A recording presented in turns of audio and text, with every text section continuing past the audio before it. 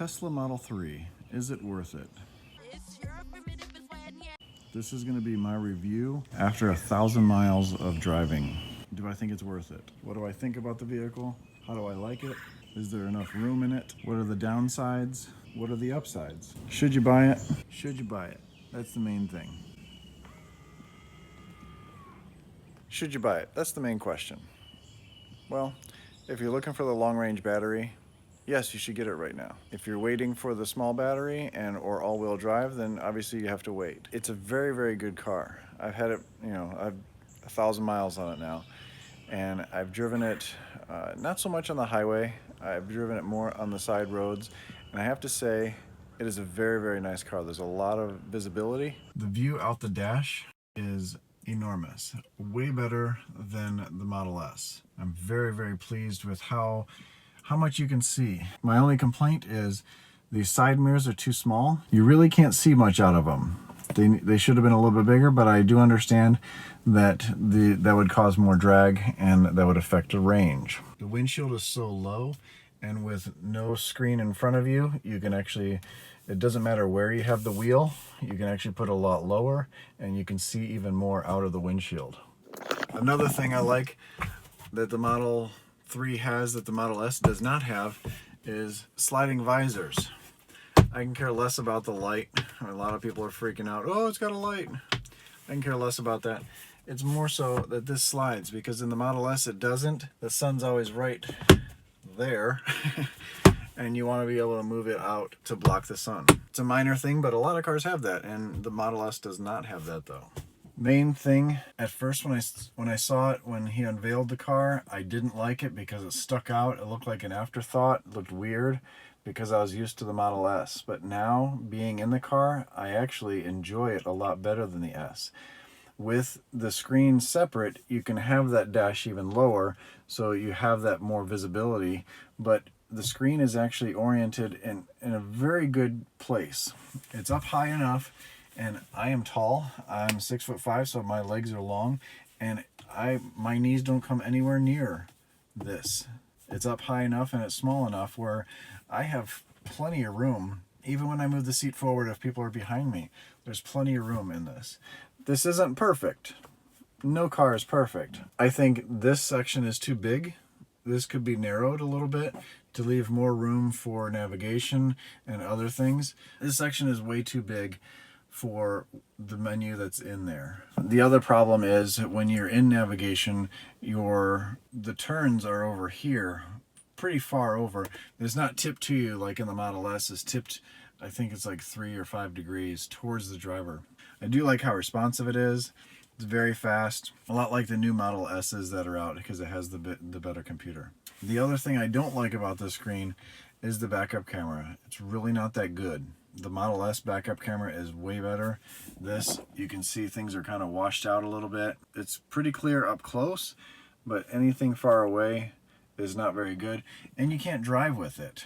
I wish you would be able to drive with it. I wish you were able to move things around on the screen. Like I said, this is too big and this is stuck in one spot. Wish you were able to move this up a little bit and still have the music below, because this is just laid over top of the maps.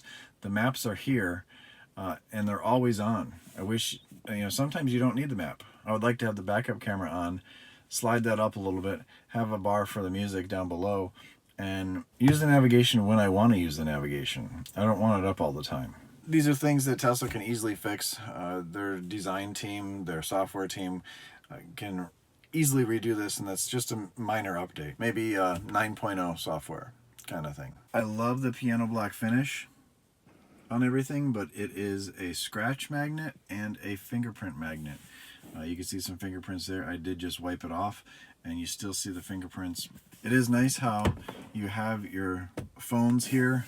You have a large cubby down here along with the center console, so you have a lot of storage inside the vehicle. Plus you have a glove box over there, which is actually pretty small. The other really nice thing about this car is the sound system is very, very good. It is the premium package, so you do get the better sound system with this. I don't have that in the Model S, and after I thought the Model S sound system was actually very good, but after being in this car, this sound system blows the Model S standard system away. I haven't really been in a Model S with the premium package as far as having the better sound system and all the speakers, so I can't really compare that, but this is very, very nice. Did I say very? I think I did. Another nice thing is this roof. Makes it a little bit more open feeling. In the Model S, we have the full glass. We don't have this bar here coming across. Kind of need this for structural support in this because there's not one in the back like in the Model S. But this really opens up the cabin feeling, makes it feel like it's a lot bigger than it is.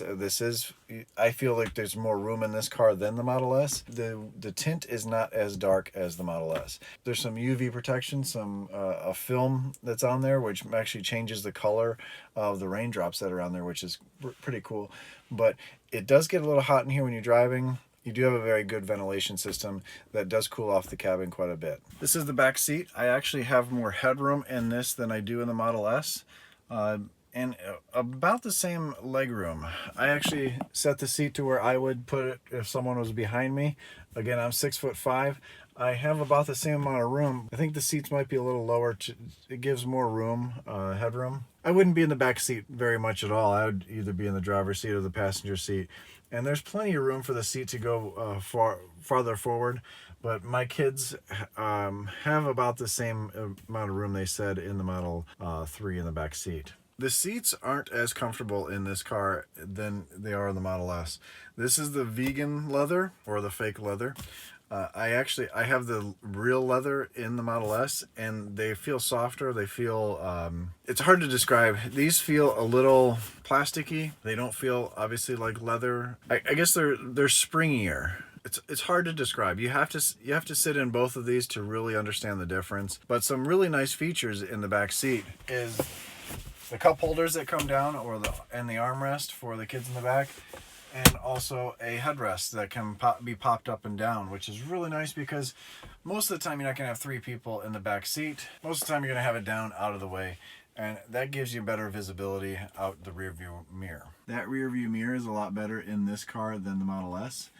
It's a lot smaller in the Model S. With the back window so big, you can see a lot more out of the car. The trunk space. There is a lot of room, a lot of space in the trunk. Those seats actually fold down, so you have a lot more space. You can actually fit. I went to Lowe's and I picked up an 8-foot piece of poplar, and it actually fits straight up the middle, rested on the center console. And then you also have the storage below where you have your charging cables. There's a small pocket over here that you can actually store some things. There would be a pocket over here probably in the base model, but there's a subwoofer right there for the premium package. That's not all these. Let me show you the frunk. You hit the button, and up in the frunk you can see you can store a lot of money up there, or play money. You do have a quick release if any child could actually fit in here. These Aero wheels. I went with the 18-inch wheels. I thought for $1,500 I can get some better looking wheels than the upgraded wheels. I actually like these. I like the ride of the 18-inch wheels. My only complaint is it sits up kind of high. The suspension is huge there, and it doesn't really travel that far. The suspension's tight, so it doesn't really bounce up and down, so I'm wondering why they went that high. I would think lowering the car would give it a better coefficient of drag, but there are companies that actually have lowering springs that I might look into. I did order the center cap and the lug nut covers. Those have not come yet. It's been on back order, I guess. You hear a lot of complainers on YouTube talking about Tesla, how crappy the car is, or the alignment issues, the bad experience they've had at Tesla. We've had great experience at Tesla so far with both cars, really. We did have a little hiccup the day we took delivery of the car, but they went above and beyond, not just because I'm a YouTuber, but they went above and beyond what a normal dealership would do. It was the last day of the month, last day of the quarter, so they wanted to get the car delivered. Also, but mainly have a good experience for their customer. But is the car perfect? No, there's little minor things that need to be looked at, but nothing major. This fender both sides of the fenders actually come down, and then they kind of overlap the bumper just a little bit. This bumper could have been popped out a little bit, because then the glass sticks out as well. But then the glass sticks out from the bottom all the way around up until point over here. The gaps are a little off, I think. Once you're 5 feet away, you don't see that. The other thing I noticed is this door gap. This door sticks out just a little bit from the other side, or than the other side. And then the same thing, it goes in a little bit on the other side. So once I have to take this in for service, I'm gonna have them push this in a little bit, adjust the door hinge, and this will fit just fine. And then that'll fix that issue back there. Pulled the car back in the garage. It was kind of getting a little sunny out there and kind of washing out because the car's so white. Charging of the vehicle. I do like how they've kept with the Model S and making the charging port integrated in the taillight so you don't really notice it, which is really cool. There are some minor things that are going to be fixed or brought out in software updates. You know, there's no summons for the vehicle right now. That will be coming eventually. It will be done with the phone app, so it's not going to be the best situation. Although summons in my Model S hasn't worked for the last couple updates with the key fob, I've had to use the phone anyway, so it's not a huge deal. Something else missing is Wi-Fi. There's just LTE in the car. As of now, there's only LTE in the car. I think they will be adding Wi-Fi in a couple of more updates. I think it will be coming to the 3 eventually because, you know, parked at home and there's a software update. I mean, those software updates are pretty big, so it makes sense to use Wi-Fi instead of LTE. Why have them pay for LTE through AT&T when you can use a Wi-Fi system at home, which typically is faster if you have a router out there. I did put one up in the garage here so I can get faster internet speeds out here. I've also figured out how to use Hey Siri on my iPhone. There is a little delay because it has to go through the speaker system, but it does work. So you can have the car text somebody for you. Because even though you have autopilot, it doesn't mean you can text and drive.